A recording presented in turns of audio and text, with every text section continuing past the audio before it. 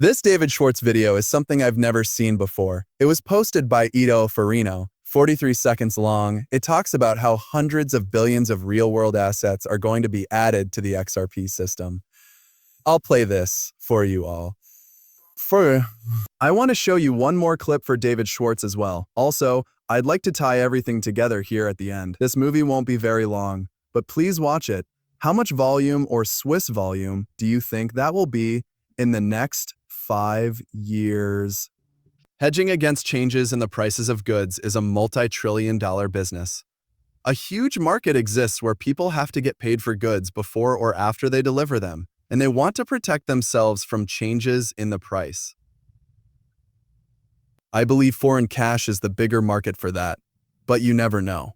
There won't be any smart contracts on the XRP ledger, so trades will be faster and fees will be more predictable. This is also better than smart contracts because there aren't any security or vulnerability issues. And let's hope there's a lot of cash so that people can switch the assets they use to do that. But I believe, take a quick listen. It's a little hard to make out who is asking David Schwartz questions. There is a closed captioning button on YouTube if you don't know what it is. That should work and you should be able to hear what this man is saying. This is hard for me to do since it's not on YouTube yet.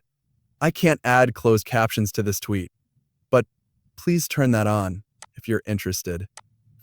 A lot of the time, it doesn't matter much which ledger something happens on when most of the work is done off ledger. So it will be interesting to see what the real causes of competition are. Is a land record. The land registry won't interact with other things on the ledger that much at first. So from the registry's point of view, it doesn't really matter what ledger it is on. I'm not sure if they're going to be the drivers, but I'm hoping that low-cost, predictable transactions and not having to create, manage, and maintain smart contracts will lead to better wallet integration. It's possible to guess what will happen with the print records, but it's hard to say because, as we've already said, small things will add up. One thing that I think will be important in a lot of those use cases is the ability to see and hear what's going on.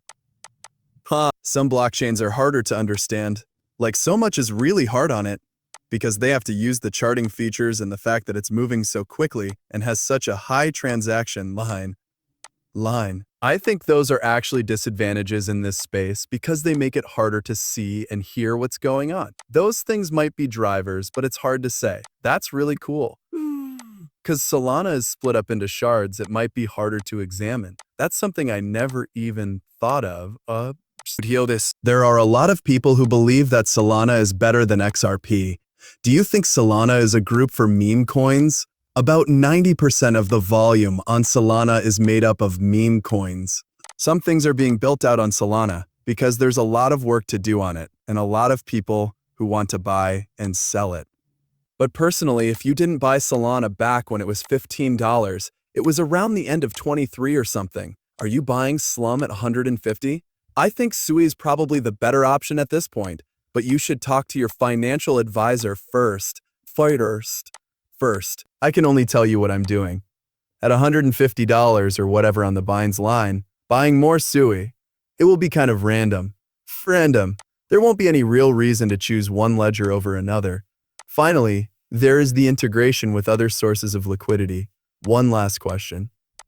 In the next 5 years, how many Swift users do you think you can bring on board? The question was, how much Swift can the XRP system handle in the next 5 years? I believe that very soon there will be advertising assets worth hundreds of billions of dollars that are stored as tokens. I believe the reason is stupid, but I'll take it. This is because it can be audited. The main issue with accounting right now is that you can audit anything I give you. Well, I think you'll see assets worth hundreds of billions of dollars that have been tokenized pretty soon. It seems silly to me, but I'll take any reason. This is because it can be audited. So, it's also not possible to keep auditing him because he will get very angry. Okay. But you can keep checking blockchains. To clean up your purchases and build credit, you don't need to use a third party. That will be the mean show. Even though I know that's stupid, that's the only thing that makes sense to these businesses. Also, do you think the process will help you learn a lot? Every day in space, man, I'm amazed by something new. I learn and share with you. Ha, this is so much fun, man. Okay, this is a 3-minute clip from David Schwartz. I haven't used it in any of my movies yet. It was from Apex 2025 last month. It took me a while to get more information to play with, so I played a shorter clip, like a 60-second one. Here's a 3-minute piece instead. David Schwartz being David Schwartz, that's how I feel sometimes. I really feel like I own what's going on in the XRP ledger space and am deeply connected to it. And it's just very, very moving for me to see what it's become. It's been more than 10 years since the beginning. When you set out to build it, could you have known that this is when it would go? I mean, it's the only thing that stops it from becoming something big and important, which I really wanted it to. Could have possibly known what that would be and what it would be. So I had to surprise people all the time. Yes. As you can see, there are a lot of people from different parts of the Ripple community here at Apex 2025. These are institutional players. You and I talked, and there are small players here. Some people are adding to the chain. Talk to me about seeing these people in the community work together. You've seen people from very different points of view come together. What does that mean to you? That's something I like about Apex. Initial plans for Apex included a developer meetup where people who were making things could share technical tips and talk about plans for future development.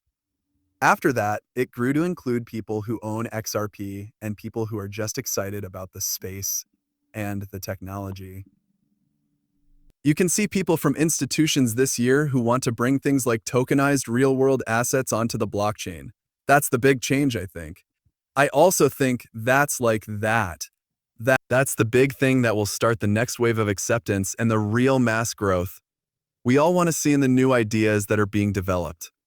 The chains were made with your help. I'd like to get inside your head for a while. What are a few of the most important new things going on the XRP ledger? If we want the blockchain space and DeFi to really take a bite out of the multi-trillion-dollar trading market, I think it needs to provide the kind of financial services that regular people need. Collectibles are fun, and speculation in very high-risk assets is interesting. But if you think about what people need a financial system for, they need loans, payments, smart investments, and retirement funds, and all of those other things. I think the most exciting developments are the ones that will help build those pieces. From a technical point of view, what do we need to do to get there? I believe the most important thing is to be able to support things like tokenized real estate, loan portfolios, partial ownership, and all the other complicated things that come up when you hold assets in the real world. That is, if we can do it. Then I think we can go up against TradFi, and that's like a market worth many trillions of dollars. It's hundreds of times bigger than the DeFi market right now. What do you look forward to getting up every morning? Okay. The interesting thing about all of this is that the EVM support part of smart contracts on the XRP ledger is finally here. That's going to let a lot of new builders into the XRP system, who will build out the things David just talked about. You have different kinds of real-world tokenization, financial assets, and parts of different DeFi when it comes to TradFi loans. This is really what we were looking for. Now that the case is over, even more people will want to build on the XRP system, right? It's going to be a big feedback loop. Then, I also wanted to ask you about this. David Schwartz told me that FXRP cost $1. If you want to send $1 billion, you'd need 1 billion XRP. If each XRP was worth $10, you'd need 100 million XRP. You need $10 million XRP is worth $100. And if an XRP is worth $1 million, you'd need $1 million XRP to move 1 billion. But if an XRP is worth $10,000, you'd only need $100,000 XRP. In 5 or 10 years, where do you think XRP will be? Okay, let's say 10 years. In 5 years, where do you think XRP will be? Because a lot of you are like, 10 years? I can't wait another 10 years. What do you think the price of XRP will be in 2030? Will it be, say, $10? How much is $100? How much is it? $1,000. I'd like to know more about how you think. Tell me down there. Tell me down there. What's downstairs? It's Saturday. What? What's downstairs? What people said below. Oh, geez. I really liked this clip. Along with David Schwartz, Charles Hutchinson is adding DeFi support to the XRP system. It's going to be a big midnight. I'll play it. How do you think Cardano and XRP will work together? I believe we can add great DeFi parts to XRP. I think they can easily add a lot of money and a great stable coin layer.